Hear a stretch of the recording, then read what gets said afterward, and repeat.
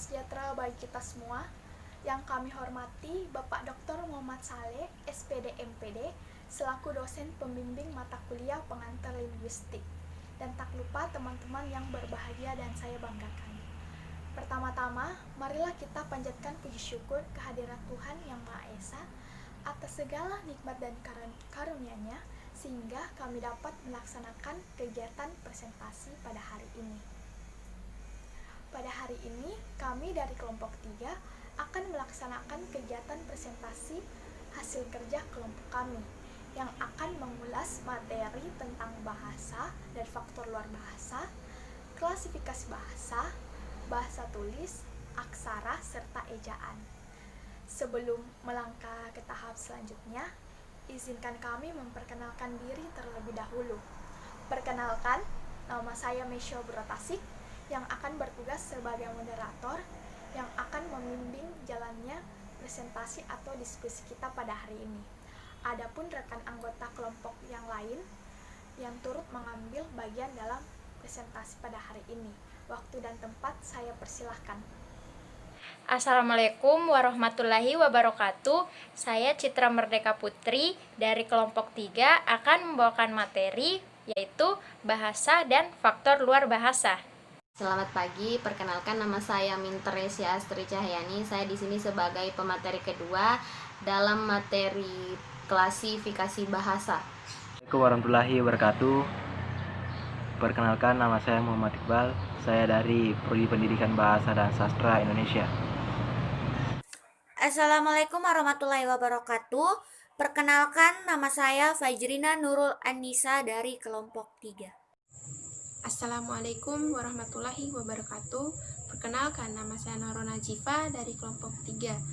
Saya bertugas sebagai untuk menjawab pertanyaan dari hasil presentasi kelompok kami di Samoke kemarin. Assalamualaikum warahmatullahi wabarakatuh. Perkenalkan, saya Musdalifah Baharudin, perwakilan dari kelompok 3. Adapun rangkaian acara yang akan kita lewati pada diskusi atau presentasi kita pada hari ini antara lain 1. Pembukaan, 2. Pembacaan materi, 3. Sesi pertanyaan, 4. Penutup. Baik, selanjutnya kita masuk dalam sesi pembacaan materi. Saya persilahkan kepada pemateri 1, 2, 3, dan 4 untuk membawakan materinya. Waktu dan tempat saya persilahkan. Bahasa memiliki makna yang bervariasi. Salah satunya adalah menurut Kamus Besar Bahasa Indonesia, yaitu sistem lambang bunyi yang bersifat arbiter, yang digunakan oleh suatu anggota masyarakat untuk berinteraksi, bekerja sama, dan mengidentifikasikan diri. Adapun yang akan dibahas dalam materi bahasa dan faktor luar bahasa ini, antara lain yang pertama adalah masyarakat bahasa. Dalam masyarakat bahasa ini dikenal ada istilah verbal repertoire, yaitu kemampuan komunikatif yang digunakan baik individu maupun kelompok atau suatu masyarakat. Jika dalam suatu masyarakat memiliki verbal repertoire yang sama dan memiliki penilaian yang sama terhadap bahasa yang digunakan, maka disebut masyarakat bahasa. Adapun beberapa macam masyarakat bahasa dibedakan menjadi 3. Yang pertama adalah masyarakat monolingual, yaitu masyarakat yang hanya menggunakan satu bahasa saja dalam kehidupan sehari-harinya. Misalnya dia hanya mengerti bahasa Indonesia dan menggunakan bahasa Indonesia itu di dalam kehidupan sehari-harinya. Lalu yang kedua adalah masyarakat bilingual, yaitu masyarakat yang menggunakan 2 bahasa dalam kehidupan sehari-harinya. Misalnya dia menggunakan bahasa persatuan, bahasa Indonesia, serta bahasa dari daerahnya. Yang ketiga adalah masyarakat multilingual, yaitu masyarakat yang menggunakan lebih dari 2 bahasa dalam kehidupan sehari-harinya. Misalnya di dalam lingkungan itu dia menggunakan bahasa Indonesia, bahasa Inggris, bahasa Jawa, bahasa Sunda, dan berbagai macam bahasa lain. Setelah masyarakat bahasa, yang kedua lalu ada variasi dan status sosial bahasa. Dalam bermasyarakat, bahasa dibedakan menjadi 2 berdasarkan status pemakaiannya. Yang pertama adalah bahasa tinggi atau disingkat dengan bahasa T. Bahasa T biasanya digunakan dalam situasi-situasi resmi, misalnya dalam pidato kenegaraan, khotbah, serta dalam surat menyurat resmi. Dalam bahasa T ini biasanya perlu dipelajari melalui pendidikan formal di sekolah-sekolah. Lalu ada bahasa R atau yang disebut dengan bahasa rendah. Bahasa rendah ini biasanya digunakan dalam kehidupan sehari-hari seperti di warung, di jalanan, serta dalam keadaan-keadaan tidak formal lainnya. Bahasa R ini dipelajari langsung dalam kehidupan bermasyarakat sehari-hari dan tidak pernah melalui pendidikan formal. Contohnya, bahasa T, uang, lalu disebut di dalam bahasa R yaitu duit. Itu ada contoh lainnya, di mana kalau dalam bahasa T itu disebut istri, sedangkan dalam bahasa R disebut dengan bini. Selanjutnya adalah penggunaan bahasa. Himnes, seorang pakar sosiolinguistik, menyampaikan bahwa dalam penggunaan bahasa itu kita harus memperhatikan unsur-unsurnya yang diakronimkan menjadi speaking.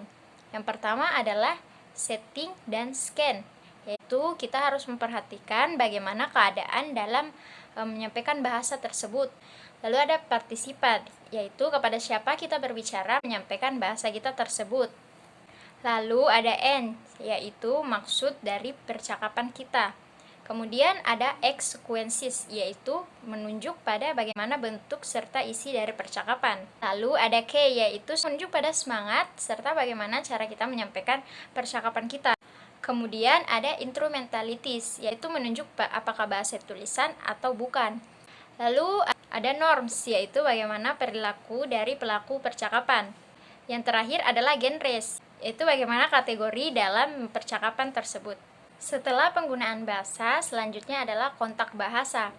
Suatu keadaan di mana adanya interaksi antara dua atau banyak bahasa yang berbeda latar belakang digunakan dalam satu situasi yang dapat mempengaruhi bahasa lain dan memungkinkan terjadinya pergantian bahasa menurut konteks sosial penuturnya.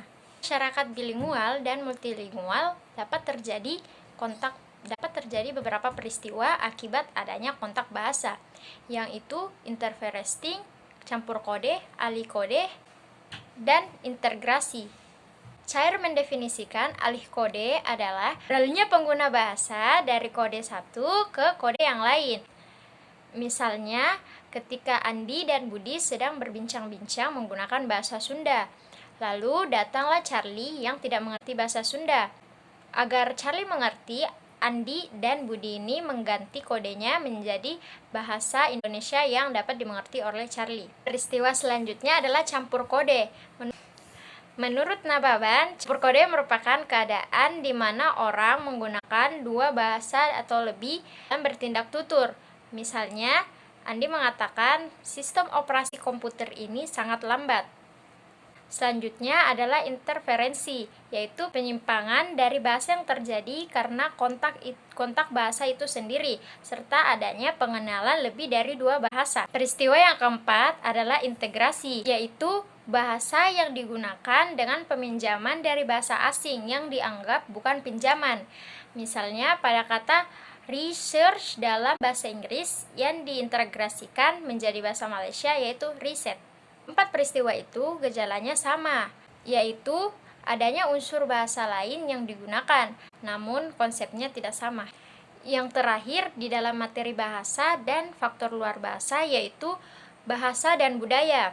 Dikatakan bahwa bahasa dan budaya ini saling terikat, karena bahasa dapat mempengaruhi kebudayaan. Atau lebih jelasnya, bahasa itu mempengaruhi cara berpikir dan bertindak dari penuturnya. Misalnya, masyarakat yang menggunakan bahasa dengan kategori kala atau waktu. Itu menandakan bahwa sifat penuturnya ini menghargai waktu. Sedangkan masyarakat yang tidak menggunakan kategori kala dalam bahasanya, bisa saja masyarakat tersebut tidak menghargai waktu.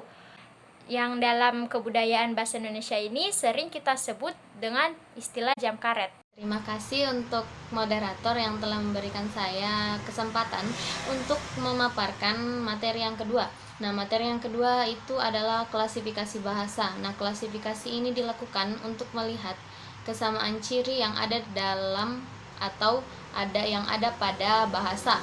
Nah, bahasa yang mempunyai kesamaan ciri dimasukkan dalam satu kelompok. Artinya, setelah klasifikasi dilakukan tidak ada lagi sisanya. Semua bahasa yang ada dapat masuk ke dalam salah satu kelompok. Adapun umumnya bahasa di dunia diklasifikasikan dengan 4 cara, yaitu yang pertama klasifikasi genetis. Nah, klasifikasi genetis ini juga disebut sebagai klasifikasi genealogis yang dilakukan berdasarkan garis keturunan bahasa-bahasa itu. Artinya suatu bahasa yang berasal dan diturunkan dari bahasa yang lebih tua. Nah, bahasa-bahasa yang memiliki sejumlah kesamaan dianggap berasal dari bahasa asal atau bahasa proto yang sama. Klasifikasi genetis ini juga menunjukkan bahwa perkembangan bahasa-bahasa di dunia bersifat divergensif, yakni memecah dan menyebar menjadi banyak.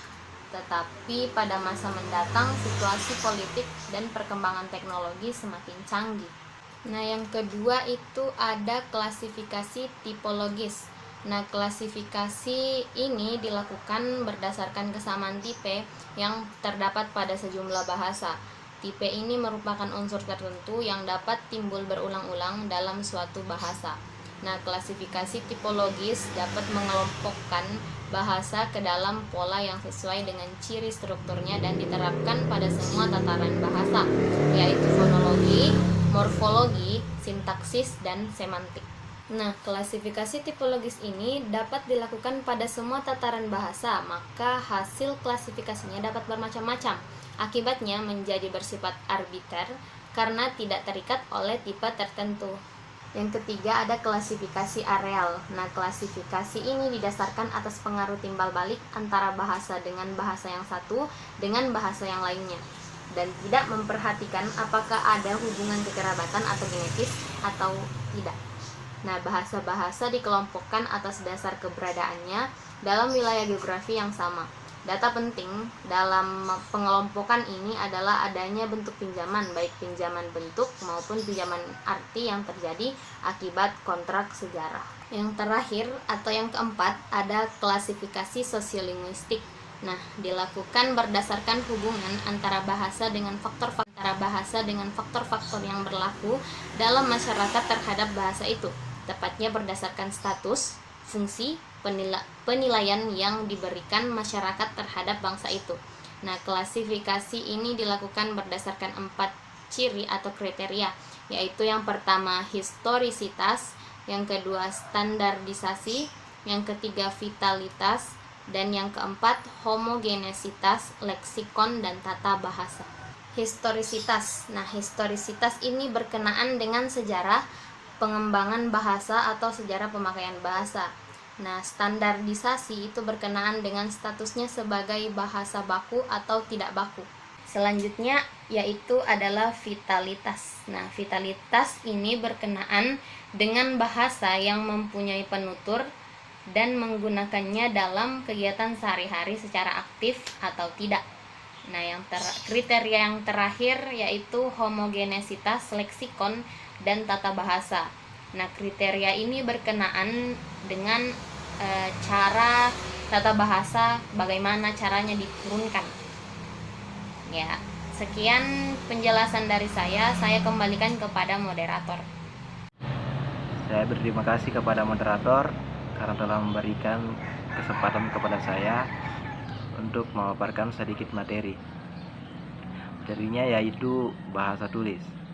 Sebelum kita masuk ke bahasa tulis, ada beberapa poin penting yang harus kita ketahui. Yang pertama yaitu pengertian bahasa, yang kedua perbedaan antara bahasa lisan dan bahasa tulis, dan yang ketiga yaitu dilihat dari aspek kebahasaan. Baik, materi yang pertama yaitu poin yang pertama yaitu tentang pengertian bahasa. Bahasa merupakan suatu kemampuan yang dimiliki oleh manusia untuk berkomunikasi dengan menggunakan tanda. Dalam bahasa itu sangat beragam. Contohnya di Indonesia. Di Indonesia sendiri memiliki 718 bahasa daerah. Yang kedua, yaitu perbedaan antara bahasa lisan dan bahasa tulis. Sebenarnya perbedaan ini mudah ditemukan, yaitu letaknya perbedaannya yaitu bahasa lisan. Lisan itu langsung diucapkan oleh mulut, sedangkan bahasa tulis itu harus ditulis menggunakan huruf ya. Dan yang ketiga yaitu dilihat dari aspek kebahasaan. Dalam bahasa, ragam itu dibagi menjadi dua, ragam tulis dan ragam lisan. Ragam lisan ini merupakan ucapan dari seseorang dan dapat kita lihat seperti contohnya dalam pidato dan orasi. Dan yang kedua yaitu ragam tulis.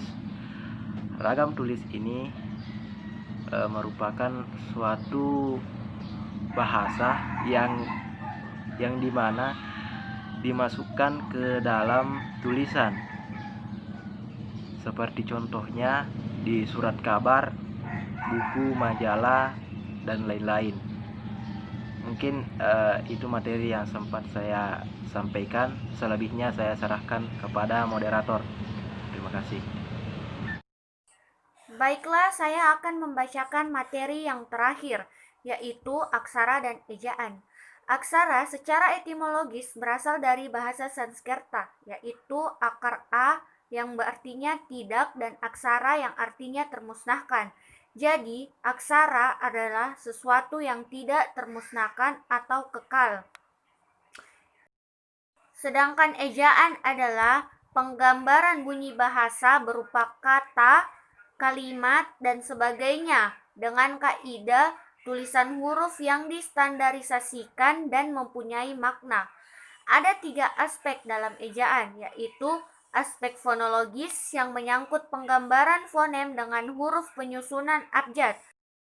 Kedua, aspek morfologis yang menyangkut penggambaran satuan-satuan morfemis. Dan yang terakhir yaitu aspek sintaksis yang menyangkut penanda ujaran berupa tanda baca. Sekian yang dapat saya sampaikan tentang aksara dan ejaan. Baik, itulah tadi materi yang telah dibawakan oleh para pemateri. Selanjutnya kita masuk dalam sesi pertanyaan. Di sini kami mengambil beberapa pertanyaan dari Syam Oke yang belum sempat kami jawab dikarenakan waktu yang tidak mencukupi. Baiklah, saya persilahkan kepada Naurona Sifa dan Musdalifah Baharudin untuk menyampaikannya. Waktu dan tempat saya persilahkan. Assalamualaikum warahmatullahi wabarakatuh. Perkenalkan, nama saya Naurona Jifa, perwakilan dari kelompok 3. Saya akan menjawab 2 pertanyaan. Pertanyaan ini saya ambil dari hasil presentasi kami di Samoke. Jadi, pertanyaan pertama yaitu dari Saudara Wisnu Aji Prasetyo. Pertanyaannya adalah, jelaskan mengapa bahasa dapat mempengaruhi kebudayaan. Jawabannya ialah, jadi banyak ahli dan peneliti sepakat bahwa bahasa dan budaya adalah 2 hal yang tidak dapat dipisahkan. Bahasa dapat juga diwujudkan sebagai refleksi diri. Arti dari bahasa yang digunakan oleh masyarakat adalah suatu refleksi atau mencerminkan kebiasaan penutur. Pertanyaan kedua yaitu dari Saudara Muhammad Faldi Miftahul Fauzan. Pertanyaannya yaitu, apa yang menyebabkan bahasa itu menjadi beragam atau berbeda? Jawabannya, variasi bahasa atau bahasa yang beragam itu disebabkan oleh adanya kegiatan interaksi sosial yang dilakukan oleh masyarakat ataupun suatu kelompok masyarakat yang beragam, yaitu adat maupun sukunya, dan dikarenakan oleh para penutur yang tidak homogen, yaitu tidak sama. Variasi bahasa itu dapat diklarifikasikan berdasarkan adanya keragaman sosial fungsi kegiatan di dalam masyarakat sosial. Sekian, wassalamualaikum warahmatullahi wabarakatuh. Sekian jawaban dari kedua pertanyaan ini. Saya akhiri. Wassalamualaikum warahmatullahi wabarakatuh. Saya Musdalifah Baharudin, perwakilan dari kelompok 3. Saya akan menjawab pertanyaan dari hasil presentasi kami dari Syamoke. Pertanyaan yang akan saya jawab yaitu pertanyaan dari Saudari Andi Ruhul dan Saudari Fatia. Pertanyaan dari Andi Ruhul yaitu jelaskan maksud dari masyarakat monolingual, masyarakat bilingual, dan masyarakat multilingual. Jawabannya yaitu monolingual adalah individu yang hanya menguasai satu bahasa saja. Lebih-lebih konsep bahasa yang dimaksud sangat sempit, yakni hanya sebatas pengertian ragam. Bilingual dalam bahasa Indonesia disebut juga kedewibahasaan. Bilingualisme diartikan sebagai penggunaan dua bahasa oleh seorang penutur dalam pergaulannya dengan orang lain. Multilingual adalah masyarakat yang mempunyai beberapa bahasa. Masyarakat yang demikian terjadi karena beberapa etnik ikut membentuk masyarakat sehingga dari segi etnik bisa dikatakan sebagai masyarakat majemuk. Pertanyaan kedua yaitu dari Saudari Fatia. Pertanyaannya yaitu apa yang dimaksud dengan struktur inten bahasa? Jawabannya yaitu struktur inten bahasa adalah kajian struktur internal dimulai dari menganalisis satuan fonologi, satuan morfologi, satuan sintaksir, dan satuan pembentuk wacana atau paragraf.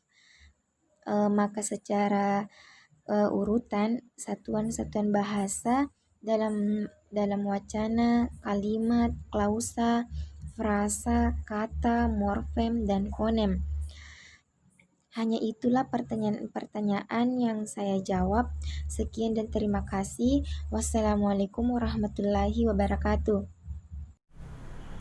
Dengan berakhirnya sesi pertanyaan, maka berakhir pula kegiatan presentasi kita pada hari ini. Sebelum saya menutup presentasi kita pada hari ini, saya akan menyampaikan kesimpulan diskusi atau presentasi kita pada hari ini, yakni telah dibicarakan bahasa dan faktor luar biasa, di mana masyarakat bahasa artinya sekelompok orang yang merasa menggunakan bahasa yang sama. Variasi dan status sosial bahasa itu bervariasi karena anggota masyarakat penutur bahasa sangat beragam dan bahasa digunakan untuk keperluan yang beragam. Kontak bahasa terjadi ketika masyarakat pada suatu daerah menerima kedatangan masyarakat baru dari daerah lain, di mana bahasa dan budaya berarti bahasa mempengaruhi cara berpikir dan bertindak manusia. Adapun materi klasifikasi yang terdapat di dalamnya, di mana terdapat 4 klasifikasi, yakni klasifikasi genetis, klasifikasi tipologis, klasifikasi areal, dan klasifikasi sosiolinguistik. Klasifikasi dilakukan dengan melihat kesamaan ciri yang ada pada tiap bahasa itu, lalu dimasukkan dalam satu kelompok, di mana bahasa tulis memiliki peran yang sangat besar dan bisa menembus waktu dan ruang. Padahal bahasa lisan begitu diucapkan segera hilang dan tak berbekas. Adapun aksara, yakni keseluruhan sistem tulisan yang tidak hanya dipakai dalam keperluan menulis dan membaca, tetapi juga sebagai seni tulisan yang indah atau biasa disebut kaligrafi. Adapun juga ejaan, yakni penggambaran bunyi bahasa, kata, kalimat, dan sebagainya dengan kaidah tulisan atau huruf yang distandarisasikan dan mempunyai makna. Demikian tadi diskusi hari ini. Saya sebagai moderator memohon maaf atas kekurangan dan kesalahan dalam jalannya diskusi kita pada hari ini. Dan tak lupa juga kami dari kelompok 3 mengucapkan terima kasih kepada Dr. Muhammad Saleh, SPD MPD, selaku dosen pembimbing dan mata kuliah pengantar linguistik, dan semoga materi yang kita dengar hari ini dapat menambah pengetahuan kita ke depannya. Sekian dan terima kasih.